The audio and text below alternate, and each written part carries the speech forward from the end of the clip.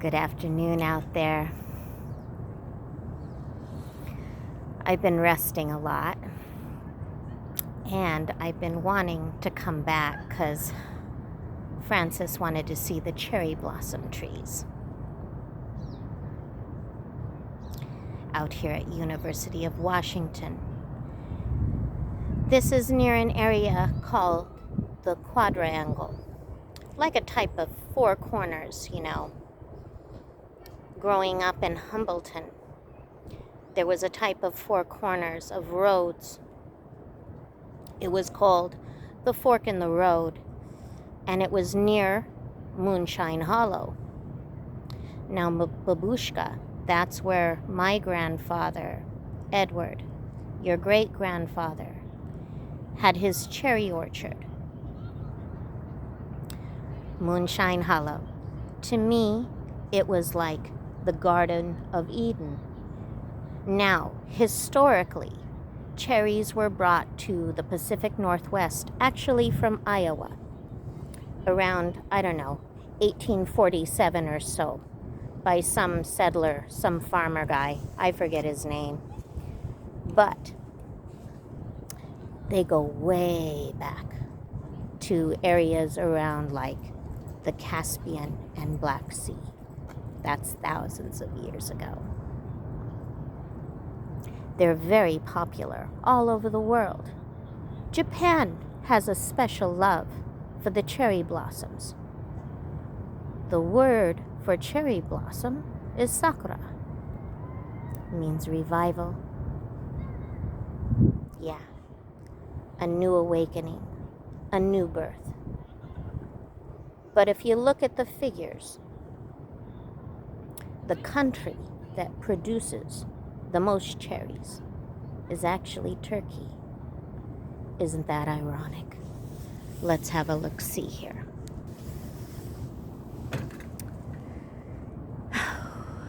So yeah, I wanted to plant a cherry blossom tree, or a cherry tree rather. I wanted a pie cherry tree. There was one in the orchard of my grandfather's farm.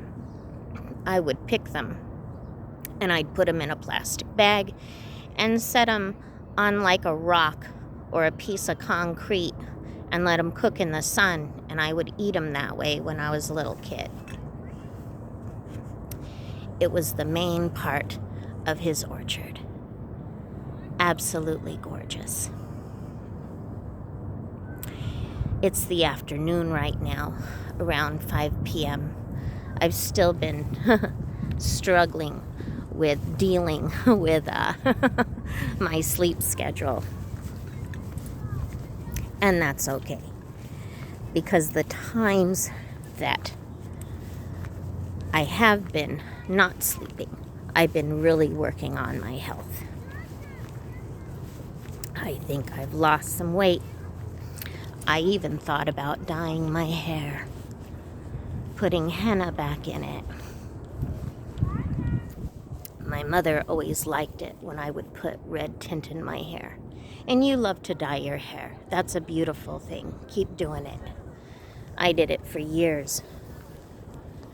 But now, no, looking at it, I want to take care of other parts of me. Like my health, like my body.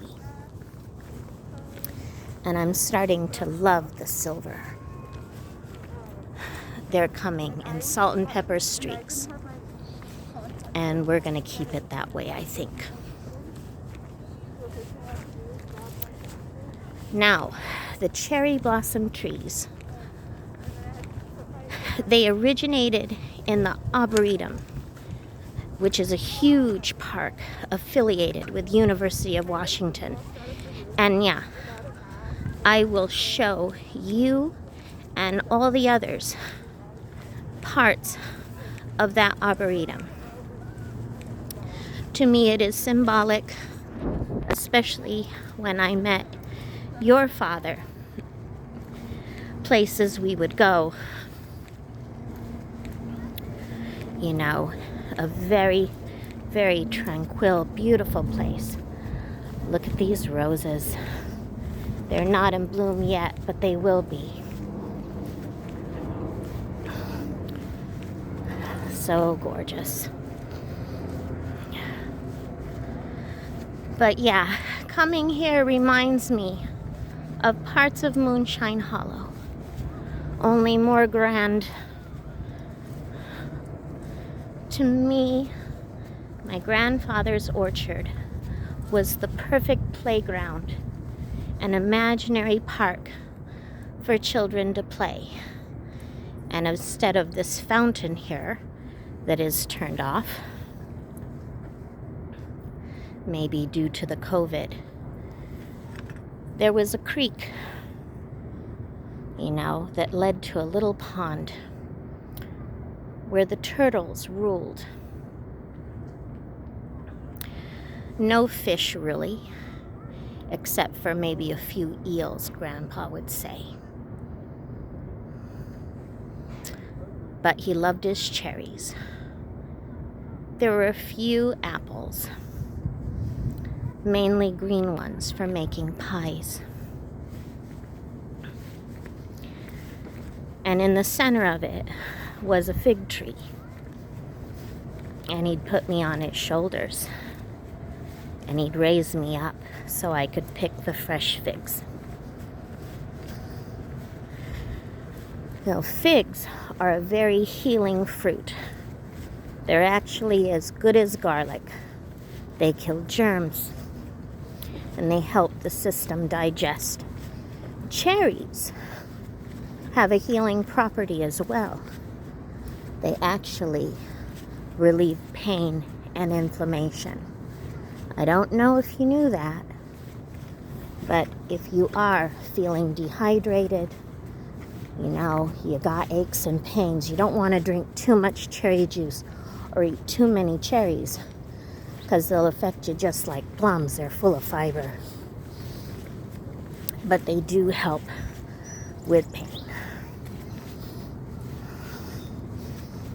And that's how I saw Grandpa Edward.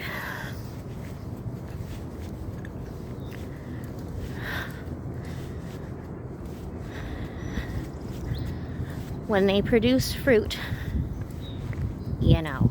you only got like 30 to 60 days to pick it.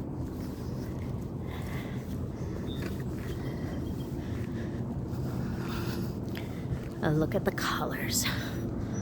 So beautiful.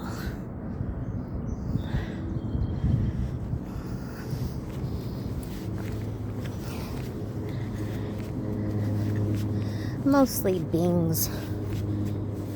There is the famous Rainier cherry, which is a cross between a Bing and another type of cherry. I forget what kind. They're very similar to the white cherries in various parts of Europe. But every year people come here to look at the blossoms and to look at the quad with the famous red square. Let's have a look-see.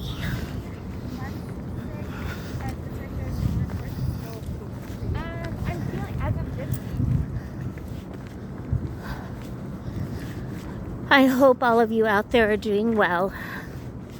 I'm doing great. It is what it is. I have a real tutor, and we are beginning courses on Thursday. I can't wait. Now, I'm going to show you something very famous. Before you were born, my roommates would visit here for protests and gatherings. And that's what this area is known for. This is part of the quad, the center point. The libraries are here, and also the music, liberal arts, all of that. Now, historically, I think around maybe before 1909, 1909 is ringing a bell, or 1910. This was all part on this right here where I'm standing, where I'm showing the camera. There was a government building here. For some reason, they tore it down. Maybe it was around that time. And it was flat. Engineers built like an underneath of this. There's like a garage underneath. Now, they were afraid of the rain, because the rain here, when it rains, it pours, you know. They were afraid of flooding and leaking and all of that. So I think around the early 60s, they covered it all with the red bricks to make it, you know, more of a seal. And see, there's some little drain there for the rain.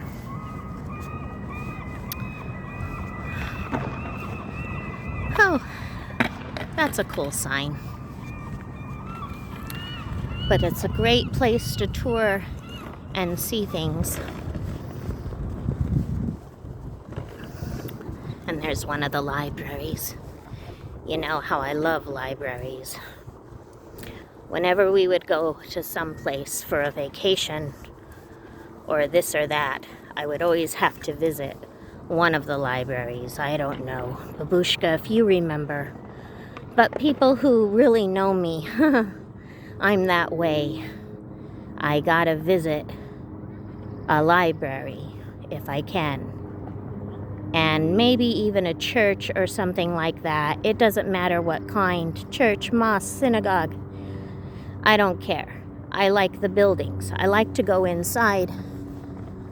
And if I have an opportunity to look at a book, that's nice. And I like old books. I like the smell of the paper. Check out the bells. Isn't that beautiful? And check out the statue. I'll show you that in a second.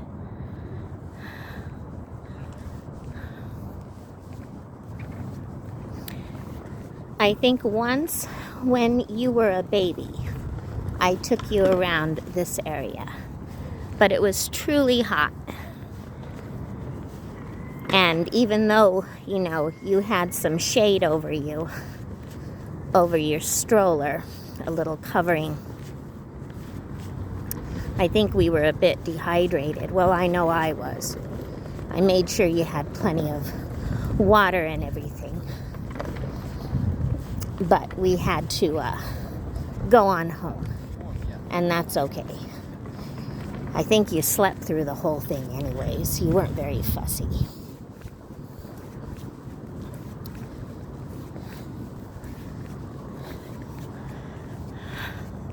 Yeah, no cherry blossoms here. However, it's interesting to see. Oh, there they are. There you go.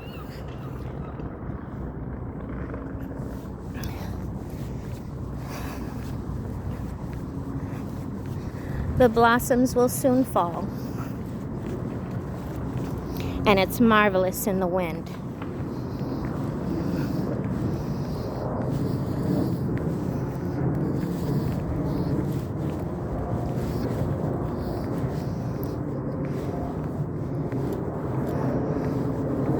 I don't know why I like it here so much.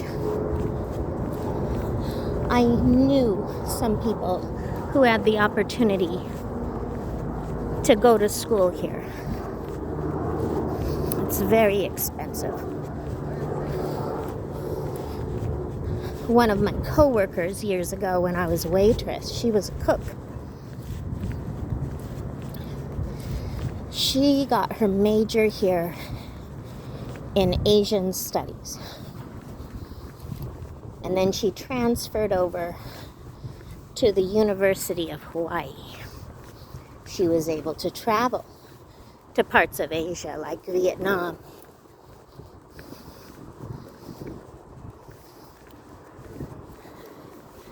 I think someday I want to travel. We'll see how it goes. Let's have a look at this statue. Oh yeah.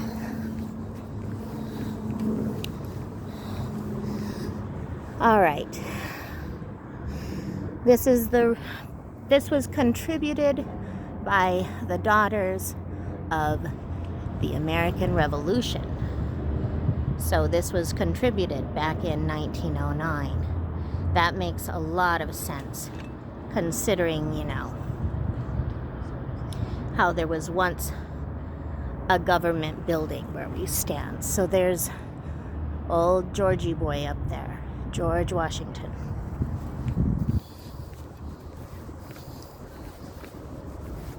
Oh, and there's a coronavirus testing center. That's cool. It makes sense because that's the visitor center.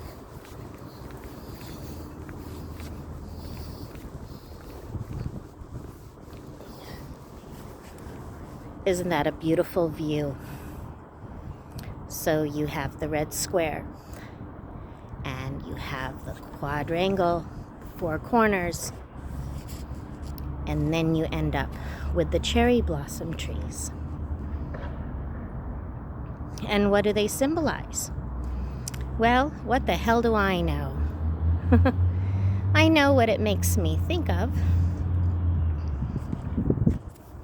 Makes me think of revival and times for a new beginning. All kinds of that wonderful stuff.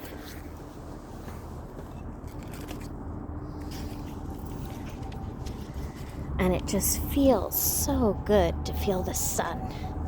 And look at the clouds out there. So fantastic.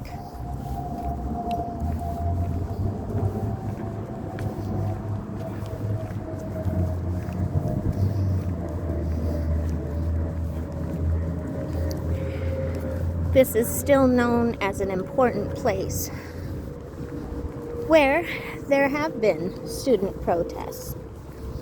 And I think it's important that everybody, no matter what their political affiliation, whether it sounds wrong or it's obviously wrong or silly, people have a right to say what they need to say. If they get shut down and silenced, like the cancel culture stuff, it goes beyond that, okay? And in doing that, you silence everybody. Canceling everybody rather than influencing everybody and looking at things from a socio-economical class point of view. By silencing, it will flip and bite them like a monster, and they end up canceling themselves. That's been proven throughout history.